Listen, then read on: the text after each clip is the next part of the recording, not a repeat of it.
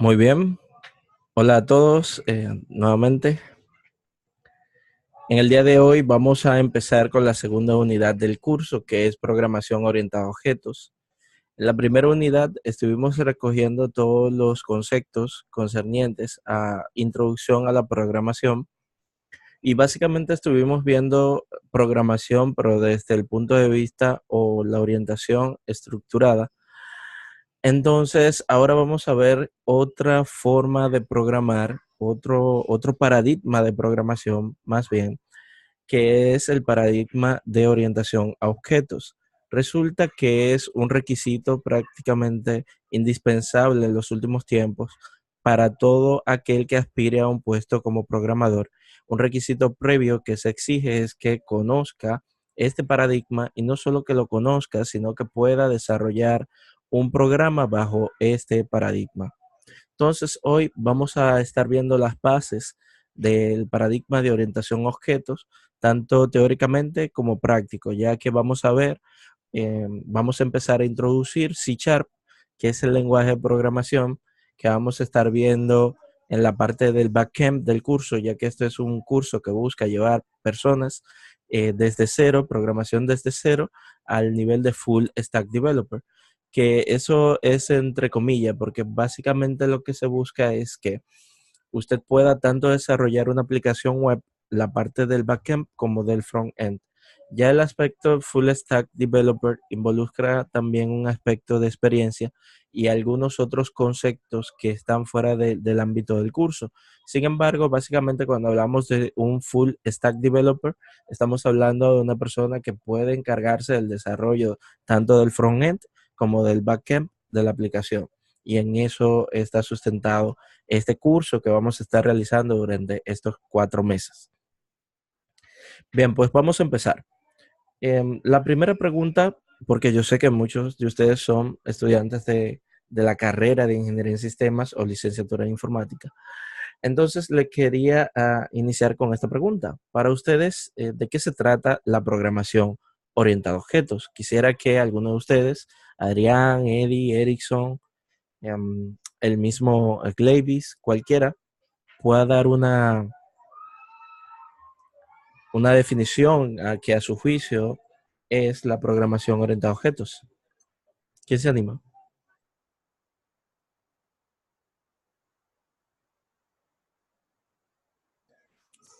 Nadie se anima.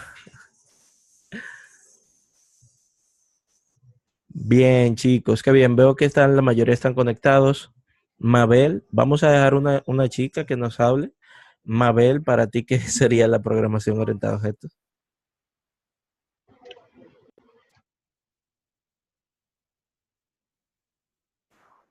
Mabel.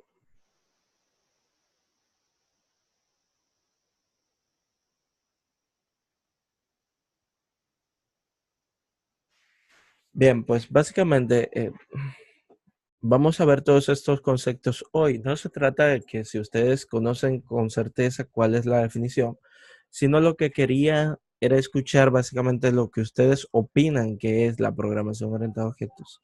Y luego contrastar esa definición que ustedes tienen, que han escuchado, han visto o han leído, con lo que vamos a ver el día de hoy. Sin embargo, no hay problema, podemos continuar. El primer concepto que vamos a estar Bueno, viendo, sí, buenas, disculpa Francis, te estaba escuchando y no quiero decir algo. perfecto.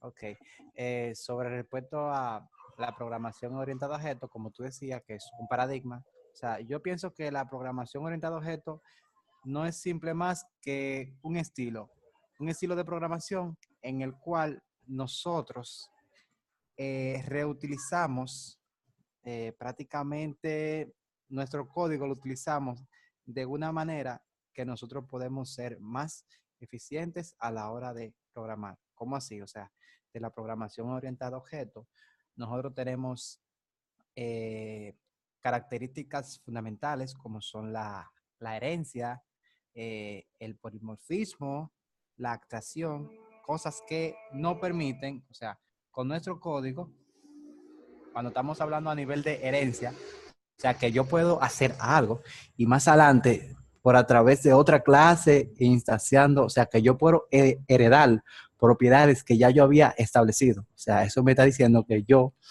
si hago una clase bien preparada, ya yo puedo reutilizarla y ganar tiempo. Algo así como lo visualizo. ¿Sí? Sí, permiso, Correcto. Francis. Sí, ¿Puedo? sí, le escucho. Sí, en el concepto que más o menos me llega a la mente con relación a programación orientada a objetos, como dijo el compañero, es un estilo. Le dicen paradigma, pero a mí me gusta más como él le dice un estilo en el que tú interactúas o utilizas como de manera principal, como que uno se enfoca principalmente en los objetos para crear las aplicaciones y usa sus características y enfocado más en los objetos y en lo que es el objeto y lo que puede hacer y lo que tiene el objeto. Entonces, en base a eso se va diseñando y programando la aplicación. Perfecto, Pablo. ¿Alguien más quiere decir algo? Bien, pues como mencionaron Joan y Pablo, básicamente es eso, una ¿Puedo forma, decir algo? perdón, ¿quién habla? Diego. Ok, dígame, Diego. Yo creo que es la programación orientada a objetos, es como una manera de nosotros pensar de cómo plantear un desarrollo y a la misma vez poder, a través de ese problema, nosotros podré lograr un objetivo para solucionar dicho problema. Muy bien, gracias, Diego. En realidad todos han estado en lo cierto.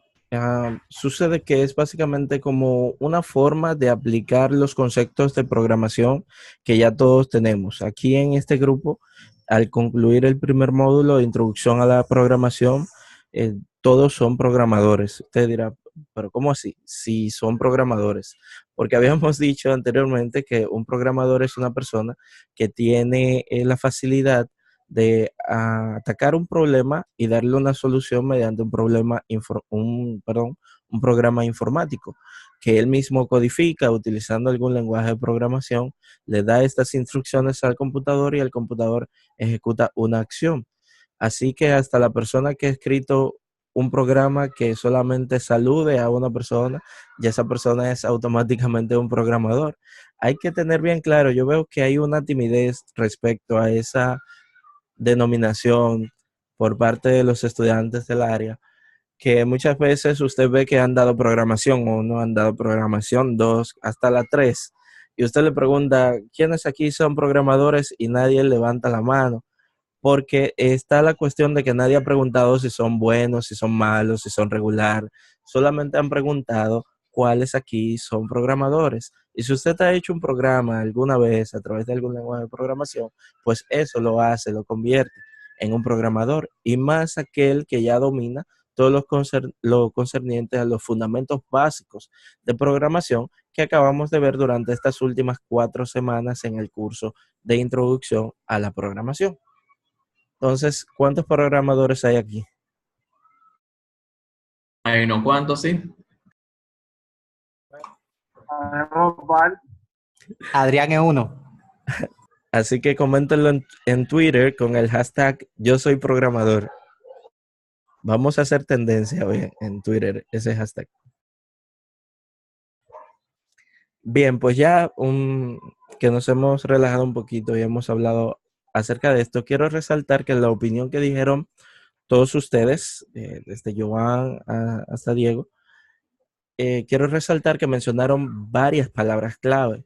Hubieron algunos que mencionaron las palabras clases, hubieron algunos que mencionaron objetos, hubieron algunos que mencionaron herencia, e inclusive más allá hubo uno que mencionó polimorfismo, que es un tema que ni siquiera lo vamos a tratar hoy, porque es uno de los temas un poquito más complejos. No es que sea difícil, es uno de los más complejos, y yo siempre lo explico ya un poquito más adelante de la clase de introducción a la programación orientada a objetos, porque de principio lo que hace es confundir un poco. De hecho, hay algunos algunos conceptos como la ocultación, el principio de ocultación, que también confunde un poquito.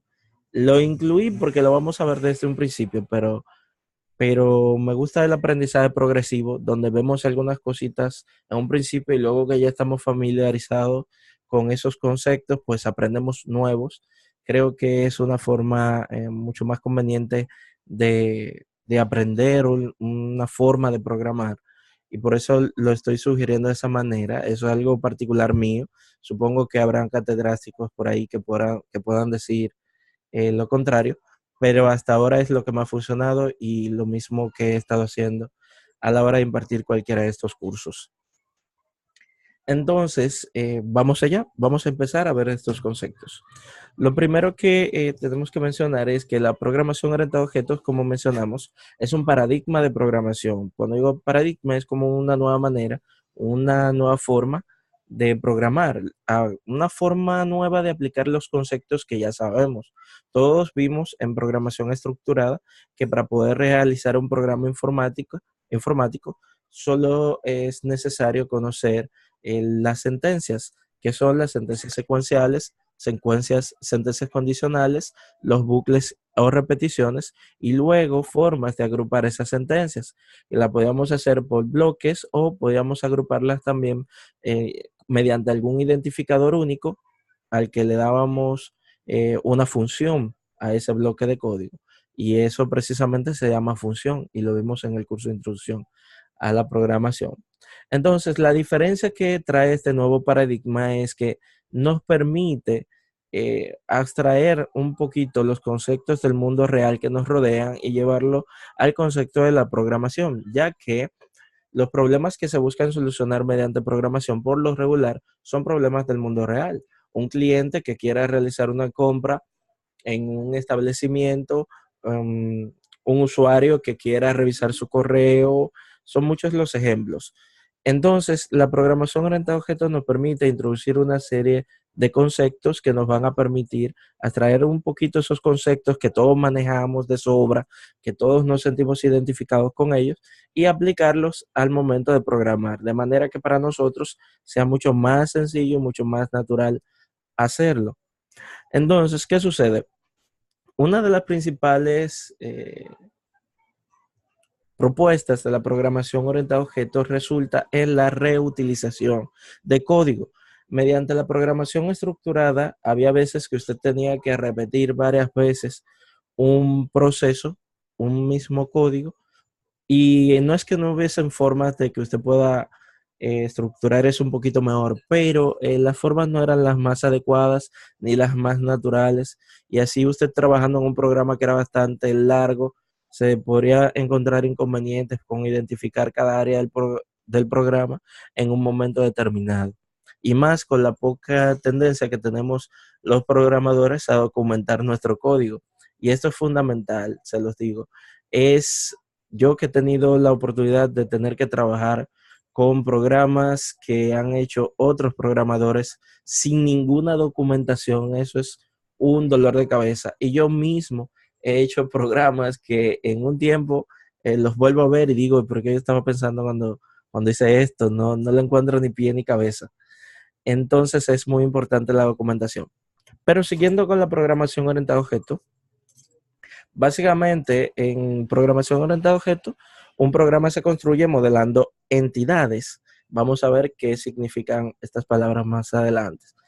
Que son las entidades involucradas, como por ejemplo podemos citar acá en pantalla el cliente, el usuario, una factura.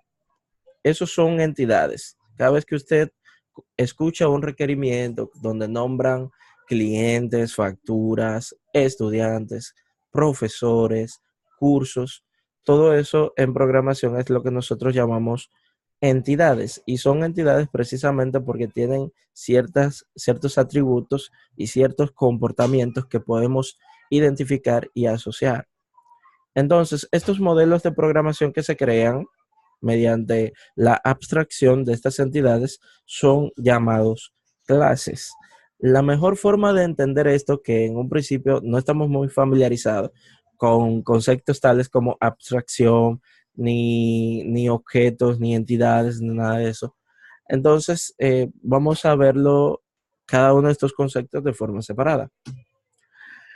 Hay que hacer una definición sustancial, una diferenciación, perdón, sustancial entre lo que es una clase y un objeto. Podemos decir de forma resumida que una clase es un modelo conceptual de la representación de un objeto del mundo real. ¿Qué quiere decir esto? Lo vamos a ver más adelante y van a ver qué fácil van a entender este concepto. Entonces, la clase es una especie de molde o plantilla con la que se crean los objetos. O sea, mediante las clases nosotros podemos crear entidades a las que podemos identificar directamente por un nombre, que luego vamos a ver que son como especies de variables, asociando a lo que ya sabemos de programación, son como unas especies de variables, pero que tienen un cierto comportamiento y tienen lo que se llama un estado, que es un conjunto de características que están asociadas al modelo conceptual de la entidad. Y eso lo vamos a ver también más adelante. Entonces, cada clase, como lo dice aquí en pantalla, define un conjunto de datos que es lo que llamamos estado y define también un conjunto de métodos que operan sobre esos datos, que es lo que se llama comportamiento. Entonces, cada objeto creado a partir de una clase se llama instancia, o se denomina, perdón, instancia de la clase. Entonces, la manera más rápida de usted conceptualizar esto son esas imágenes que están en pantalla. A la izquierda, ustedes tienen un diseño, una fotografía de unos planos. Y a la derecha tienen una fotografía de unos apartamentos, un complejo de apartamentos. Si ustedes se fijan, cada uno de esos apartamentos que está en la parte derecha son exactamente iguales. Todos los apartamentos están construidos exactamente iguales. Y yo voy a hacer una pregunta. ¿Cuántos planos usted cree que se crearon, que se diseñaron, el arquitecto, cuántos planos diseñó para construir esos edificios? ¿Quién me dice? Ahí en pantalla se alcanzan a ver 4. Un solo plano. Un solo plano. Un solo plano. Plano. Bien. Entonces, volviendo a la imagen de la izquierda, ahí vemos el plano o los planos. Hay varios planos ahí. Pero básicamente estamos hablando de un plano, ¿verdad? ¿Qué sucede? El plano es la representación conceptual del edificio que resultará al momento de construir una edificación basándonos en las especificaciones que están en el plano. Cuando hablamos del plano, estamos hablando del concepto que hay detrás. En el plano va a estar especificada la dimensión de las paredes, el tipo de pared, cuántas ventanas va a tener el edificio, cómo va a ser la parte del frente, cómo va a ser la parte de atrás, dónde van a estar distribuidas las habitaciones. Ahí va a estar distribuido dónde van a estar los baños. Todas las especificaciones del apartamento van a estar en el plano. Pero usted vive sobre un plano, no puede vivir sobre un plano, porque el plano es solo una representación conceptual, es algo abstracto, es algo que usted no puede utilizar, aunque tenga esas especificaciones ahí. El plano contenga una habitación, usted no puede dormir en el plano, porque el plano es el concepto de lo que puede resultar de él. Entonces, el plano es la mejor analogía para una clase, porque la clase es precisamente un modelo conceptual de la representación de los objetos que se pueden crear a partir de ella. Entonces, en este mismo ejemplo homólogo, los edificios vendrían a representar los objetos, porque los edificios se construyen a partir o basándonos en el plano. O sea, ya podemos ver que los objetos básicamente se construyen basándose en la clase, basándose en ese modelo conceptual.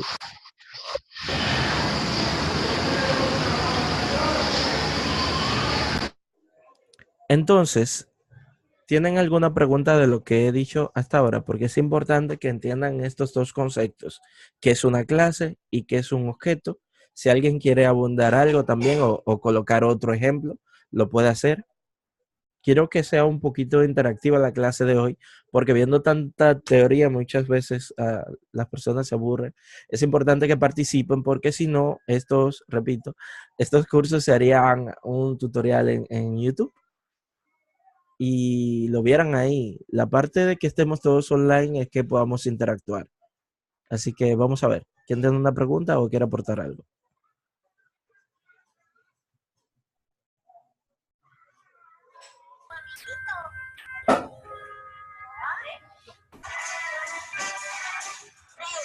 Todo claro hasta ahora. Prosiga, prosiga. Bien, perfecto. Vamos a seguir.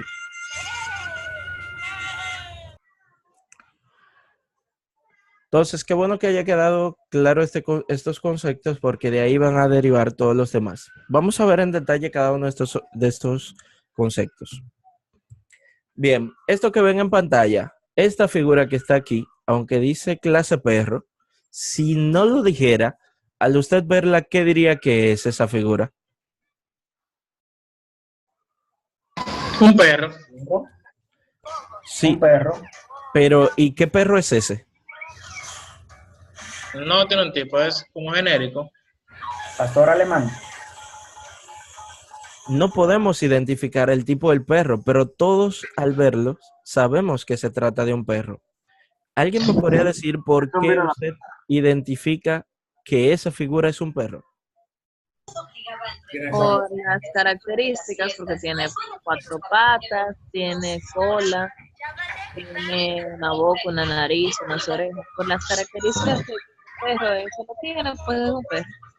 Exacto, ya nosotros tenemos, perdón, Características, perdón, que por esa característica no, porque hay muchos animales que tienen esas mismas características, tienen 4 patas, tienen cola, tienen orejas, tienen hocico.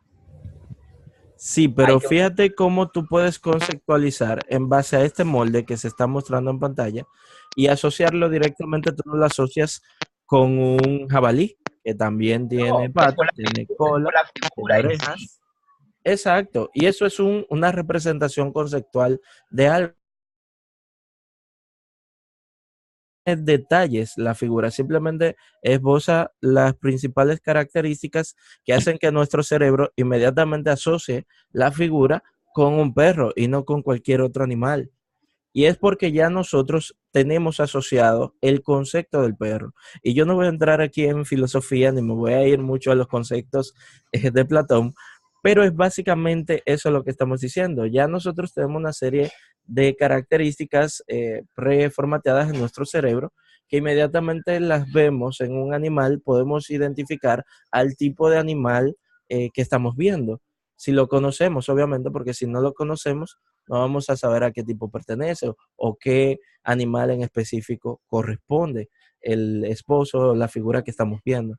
Pero básicamente este boceto de este perro es un modelo conceptual que representa un objeto de la vida real que nosotros todos conocemos. En programación, este concepto, esta abstracción, esta identificación de atributos es lo que se denomina clases. Entonces, una clase, habíamos dicho, que tiene lo que se llama un estado, que son ese conjunto de características que están asociados a la propia clase, y tiene lo que se llama también un comportamiento. Entonces, viendo eso, podemos ver estos cuadros que están aquí, donde citamos algunas características de la clase perro, como la vamos a denominar. Y es que, por ejemplo, un perro tiene un nombre, como Bobby, por ejemplo, tiene raza, tiene color, tiene altura y estos puntos suspensivos indican que pueden haber ahí tantas características disponga la entidad, que es como regularmente nos referimos a estos modelos conceptuales. Entonces, aparte de eso, esta representación conceptual de estado o características viene acompañada también de lo que se llama un comportamiento que está directamente asociado a esa clase. Así, por ejemplo, un perro tiene un comportamiento peculiar y podemos asociar a él varias acciones que el perro realiza, como son ladrar, correr, jugar, morder Y otra vez los puntos suspensivos indican que podemos incluir mucho más comportamientos que son característicos, que son propios de este animal. Entonces, básicamente de eso se trata la clase. Aquí, al ver la representación de las clases, podemos entenderlas como simplemente un concepto. Aquí no estamos hablando de Bobby, no estamos hablando de Capitán, no estamos hablando de Lassie, no estamos hablando de ningún objeto del tipo de la clase en concreto, sino que estamos viendo el concepto en sí de lo que representa la clase, lo que representa la entidad. Ahora bien, cuando nosotros, a partir de este modelo, de esta representación, creamos objetos o vemos objetos de eso, entonces lo que hacemos se llama instanciación, que lo vamos a ver más adelante. Entonces, los objetos, por otro lado, ya vimos el concepto de clase. Los objetos, por otra parte, son casos de una clase. Es decir, un apartamento no es una clase, es un objeto de la clase apartamento. Si yo veo dos apartamentos, ambos son apartamentos y los puedo identificar como que pertenecen al concepto que yo concibo como un apartamento. Pero esos apartamentos pueden ser distintos e inclusive pueden tener características distintas entre sí, aunque compartan algunas características en común, como vamos a ver que es una de las ventajas de aplicar programación orientada a objetos. Entonces aquí este Lamborghini murciélago es un objeto concreto. Ya no estoy hablando del concepto de carro. Ah, tengo un carro. Eso sería hablar de una clase. Ahora, si yo digo tengo un Lamborghini del 2018, estoy hablando de un objeto concreto. Y eso es una forma también que podemos utilizar para hacer un cambio. Por ejemplo, el león Simba no se trata de una abstracción. Yo lo estoy viendo en el zoológico y es un objeto ya al que puedo identificar. Entonces, hablando de instanciación, decíamos que la clase es el modelo que nos hace asociar o identificar los objetos mediante esas características que abstraemos de la clase. Entonces, cuando nace un perro, si este perro, ¿verdad?, cumple con esas características y tiene ese comportamiento, pues entra dentro del perfil de la clase. Cuando nosotros creamos un objeto a partir de una clase, ese proceso es lo que se llama en programación instanciación. Y cuando hablamos de objetos, estamos haciendo uso sinónimo de lo que se llama una instancia de una clase. Yo puedo decir objeto o puedo decir instancia, como yo quiera. Entonces, otro concepto fundamental que vamos a ver luego de entender qué es una clase y luego de entender qué es un objeto y saber que yo puedo crear objetos concretos basándome en las especificaciones de una clase, pues vamos a hablar de un concepto muy interesante que introduce la programación orientada a objetos, que es el concepto de herencia. Pues la herencia es básicamente uno de los que se llaman, de los llamados pilares de la programación orientada a objetos, que son la herencia, el polimorfismo, que vamos a ver más adelante, entre otros. Entonces, es uno de los pilares porque fue una de las cosas que hizo la programación orientada a objetos más popular. Ya vamos a ver un caso donde vamos a un caso concreto, donde vamos a ver la problemática que existía antes de venir el paradigma de orientación a objetos y cómo la programación orientada a objetos le dio una solución. Entonces, básicamente, la herencia se trata de que yo puedo crear conceptos o clases basándome en otras clases, en otros conceptos. Eso de manera que yo tengo una clase padre, ¿verdad? Que es como se llama una clase de la que heredan otras clases. También se le llama superclase en programación. Son conceptos homólogos. Y puedo tener lo que se llama una clase hija, que es una clase que hereda las características y comportamientos de otra clase, que también aquí se llama, aparte de clase hija, subclase. Entonces, vamos a entender esto de una manera más fácil, viendo el siguiente diagrama. Cada uno de estos nombres que están en pantalla representan una clase, un modelo conceptual particular. Entonces, así, cuando hablamos de una clase animal, es una clase que tiene asociada un estado y un comportamiento. Tiene asociado varias características que hacen que nosotros identifiquemos algo como un animal y tiene también un comportamiento asociado. Entonces, de los animales descienden o heredan sus características los grupos de cosas que llamamos vertebrados, que son básicamente animales que tienen vértebras, que tienen una columna vertebral. Entonces, a su vez, vemos como de vertebrado, que son animales que tienen columna vertebral, descienden otras clases, como la clase anfibio, como la clase mamífero, reptil, pez e incluso ave. Entonces, ya una vez yo tengo esta segregación heredada, yo puedo instanciar objetos de una clase directamente. Por ejemplo, la rana Pepe desciende directamente, es una instancia de la clase anfibio. Pero la rana, aunque es un anfibio, es un vertebrado. Y la rana, aunque es un vertebrado, también es un animal. Y vamos a ver esto en más detalle. Sucede que antes de todo, como se manejaban las entidades, era de esta manera. Cada uno de estos cuadros que están en pantalla no es una bandera mal dibujada, no. Representan clases. Y dentro están algunas características de estas clases. Cada una de estas clases está independientemente, perdón.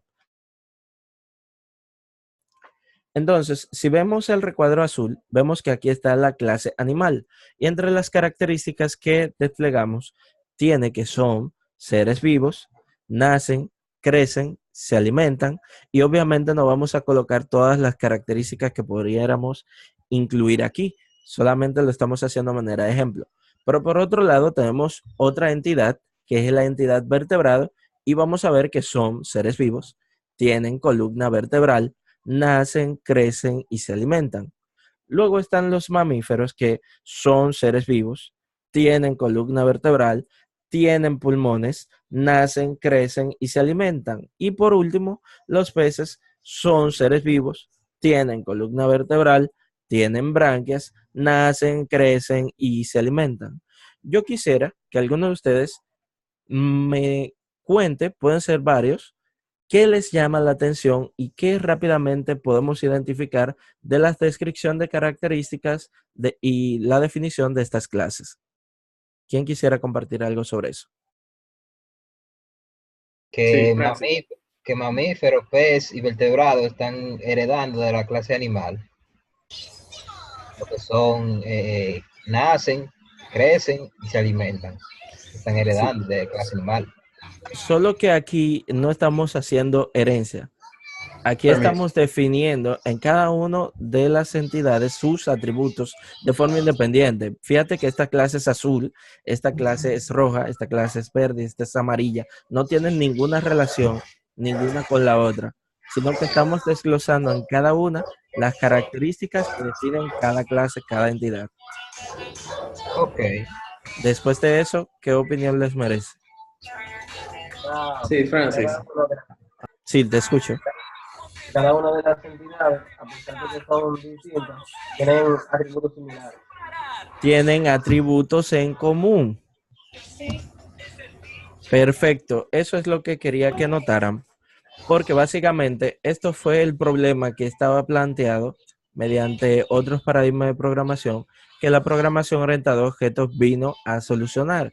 Y la estrategia que utiliza la programación orientada a objetos para solucionar esto es precisamente lo que acabamos de ver, la herencia.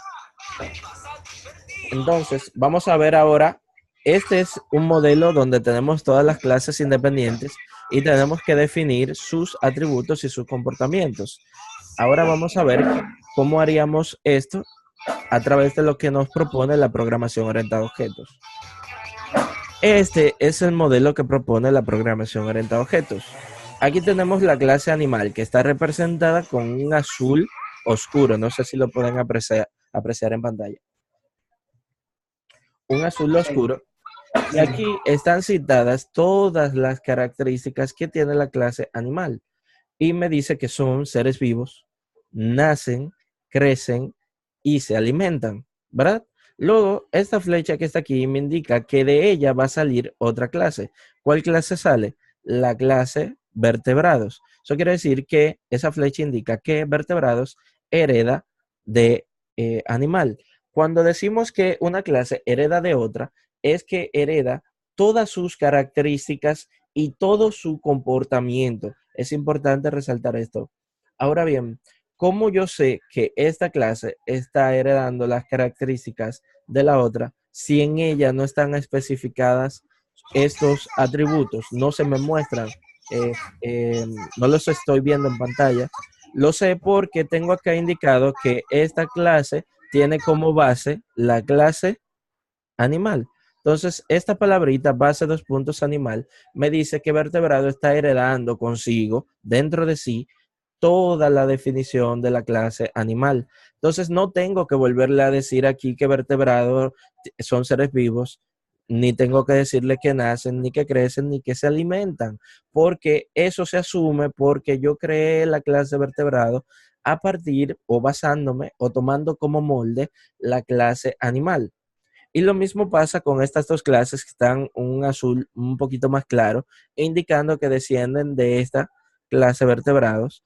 Y por otro lado, cuando yo olvidé mencionarle esto, cuando yo definí la clase vertebrado, aparte de las características que venían de animal, yo añadí una nueva característica. ¿Se fijaron en eso? Esta característica dice, tiene columna vertebral. Esta característica no la tiene la clase animal, porque es una característica única de este tipo de animal.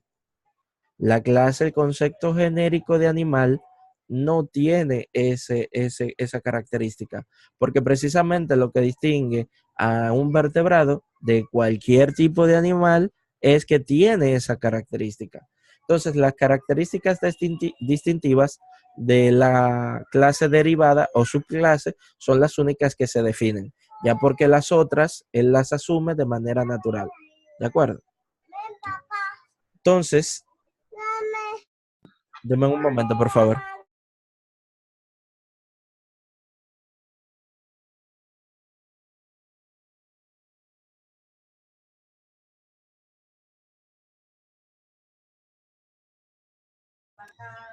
Bien, disculpen.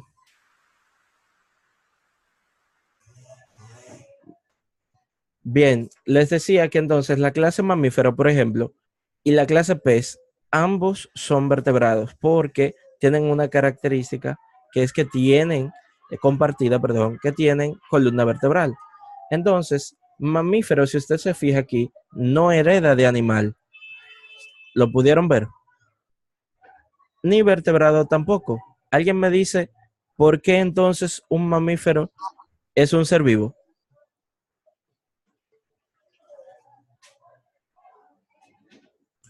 Porque el vertebrado lo es también. Exacto.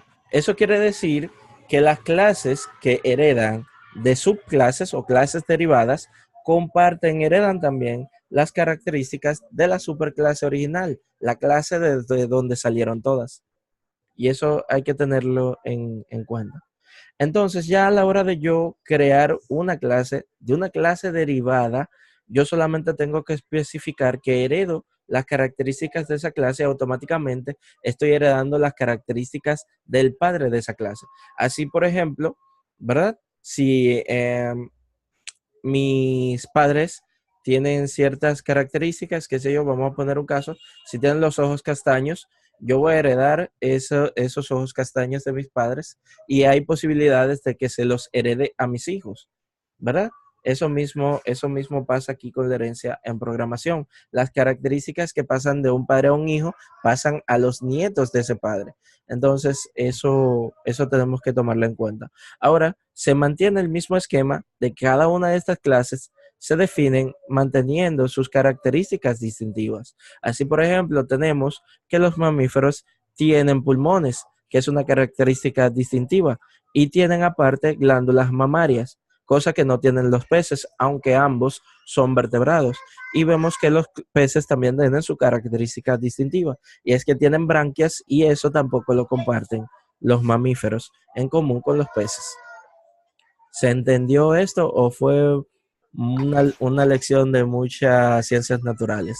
Todo claro. Se entendió perfectamente. Claro.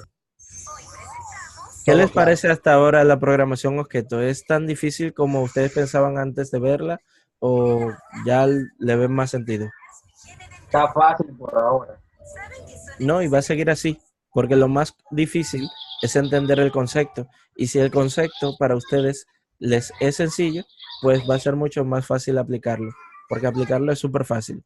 Ahora, si usted no entendió los conceptos, va a tener dificultades para aprender la programación orientada a objetos usando algún lenguaje de programación en concreto. Así que mucho ojo con eso.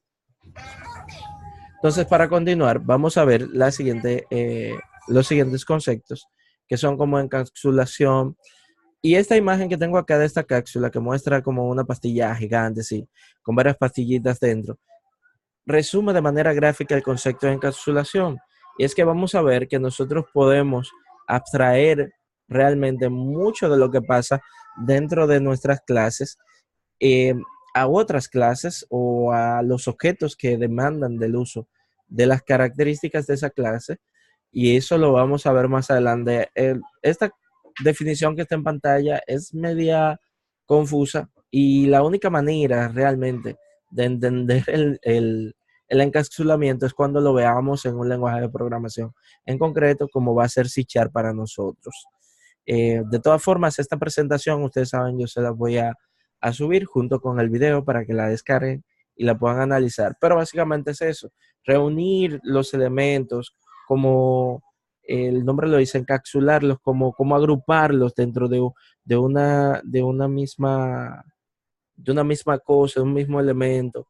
Y esto se hace con varias intenciones. Uno de ellos es cumplir con algo que se llama el principio de ocultación, pero no es el principio de ocultación lo que se llama encapsulamiento, sino que es una de las cosas que nos permite el encapsulamiento, es cumplir con el principio de ocultación, que vamos a ver más adelante.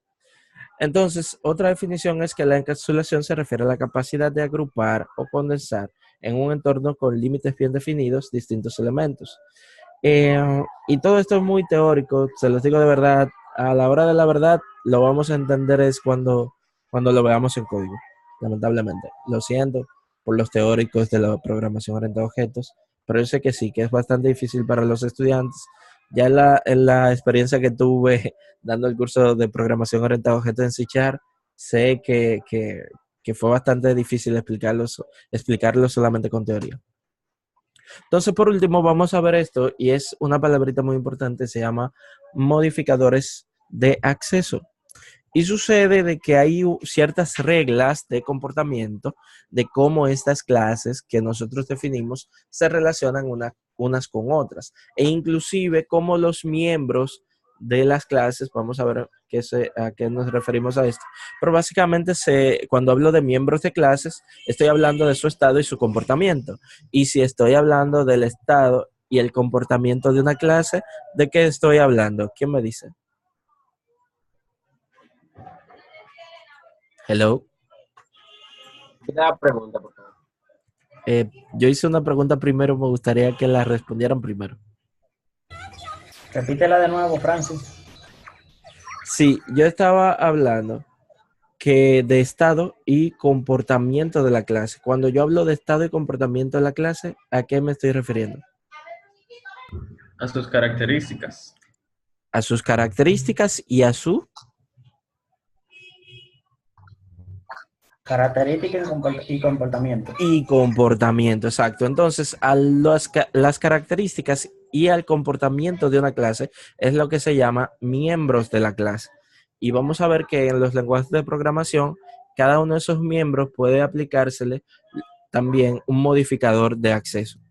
Entonces, cuando yo tengo dentro de una clase, que es lo que representa estos círculos, estos óvalos, yo tengo una clase atributos privados Eso quiere decir que a esos atributos, a esas características y a ese comportamiento de esa clase, solamente puede acceder la propia clase.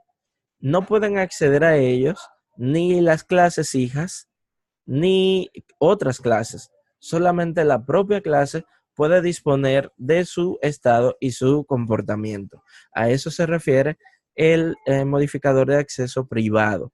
Por eso ustedes ven que a privado no llega ninguna flecha. No llega ninguna flecha porque precisamente ella solamente puede tratar su estado y su comportamiento. Otras clases no lo pueden hacer. Entonces, por otro lado, el modificador de acceso público quiere decir que un miembro de una clase que yo defina como público va a poder ser accedido desde la propia clase, desde las clases hijas y desde otras clases que no tienen ninguna relación con ella. Entonces, privado, si defino algo como privado, solamente tiene ámbito dentro de la propia clase. Si defino algo como público, otras clases van a poder tener incidencia sobre esos datos o sobre esas acciones que la clase puede realizar. Entonces, por otro lado, cuando yo tengo una clase con un modificador protected, Francis, ¿sí? tengo una pregunta. En este caso, cuando se refiere a que otra clase tiene acceso a, a los atributos, a las características de una clase pública, ¿nos referimos a las clases que son heredadas de esa clase? No. Cuando digo otras clases, es que si tú tienes una clase, por ejemplo, vamos a poner, por ejemplo, tú tienes una clase A, ¿verdad? Que está definida como privada. Eso quiere decir que nada de lo que está dentro de la clase, otra persona lo puede tocar. Cuando tú vas a un sitio que dice, no, mira, el acceso está restringido, eso es que le han colocado un privado en el frente que dice acceso no autorizado, usted no puede entrar aquí, solamente los empleados. Por ejemplo, un local comercial. Tú vas a un local comercial y hay una puerta que dice solo empleados. Eso me están colocando un private ahí. No puedo entrar, no tengo acceso. Yo soy una persona externa, no soy empleado de la clase, no puedo entrar. Ahora, donde hay un letrero que dice baño público, cualquier persona del establecimiento, sea empleado o no, o visitante, o alguien que esté pasando por ahí, puede entrar al baño porque eso es un baño público. Aunque no tenga nada que ver la persona con el negocio, el establecimiento, ni siquiera vaya a comprar nada, él tiene acceso al baño público, puede entrar al baño público, más no puede entrar ni a la cocina ni a la oficina porque dice solo acceso autorizado o solo empleados. Entonces, básicamente a eso se refiere. Le hice esa analogía como para ejemplificarlo un poquito mejor. ¿Contesta tu pregunta eso o tienes todavía la duda? No, realmente. Mi pregunta es, por ejemplo, tenemos una clase A y de la clase A tenemos la clase A.1 y A.2 que son Clases heredadas de la derivadas. clase A. Exacto. Si la clase A fuera privada, ellos No, pueden, ellas no podrían... pueden acceder a los atributos de la clase. Ok, ya. Está bien. Entonces, un estado intermedio entre el privado y el público son los protected, ya que estos impiden que otras clases puedan acceder a ellas, pero sí permite que las clases hijas puedan acceder. Algo parecido a lo que hacen los padres con las cosas de la casa. Ellos compran cosas, los padres compramos cosas para nuestro uso, pero luego llegan los hijos y aunque yo no te preste mi computadora a ti, por ejemplo, mi hija la quiere usar, yo se la presto. Entonces tengo una relación mediante un modificador protected con mi hija. Y con respecto a las otras clases, las otras personas, pues soy privado. Entonces, como un punto intermedio, te doy cierta accesibilidad. No digo, no toques mi computadora. Aunque seas mi hija, no toques mi computadora. Lo mío nadie me lo toca. Eso es una clase que está actuando ahí de manera privada. Ahora, un protected es alguien que por lo menos a sus hijos le da acceso a eso que le es propio. Y creo que no hay una mejor analogía de ejemplificar eso que de esa manera, ya que estamos asociando todo esto con la herencia, padres, hijos. Entonces, es un buen ejemplo. Si alguien quiere abundar más, también lo puede hacer. Si tiene alguna otra pregunta, porque esta es la última, creo que es el último layer de la diapositiva.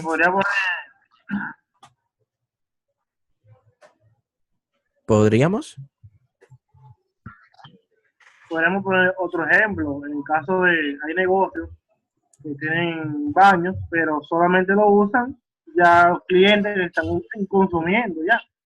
Si Sí, no ha consumido, no lo puede usar. ese sería un acceso protected. Exacto. Permito que mis clientes entren, ahora el público general no puede.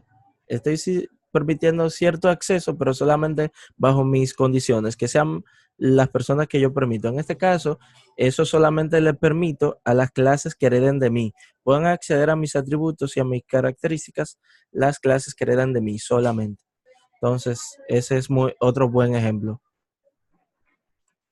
¿Alguien quiere decir algo más o tienen alguna pregunta para que tomemos el primer break? Luego de este break vamos a entrar entonces ya a C# y a ver estos ejemplos, estos conceptos aplicados en C# si nos da tiempo.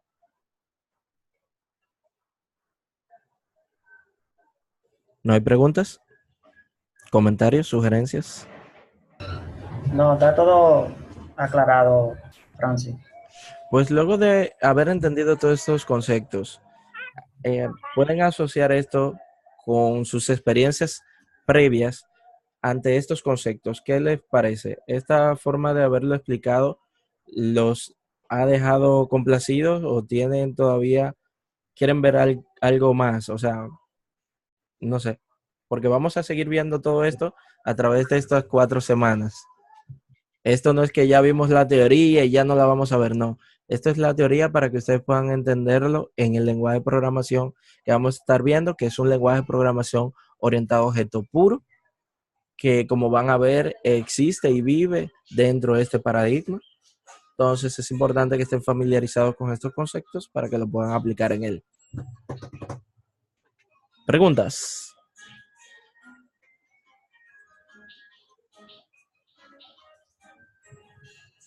No, todo claro, Francis. Yo lo que asumo es que ya en la práctica, cuando queremos iniciar, sí podríamos verlo aplicado, ahí sí vamos a terminar de verlo con los ejemplos. Perfecto, pues voy a detener el video y nos vamos al break.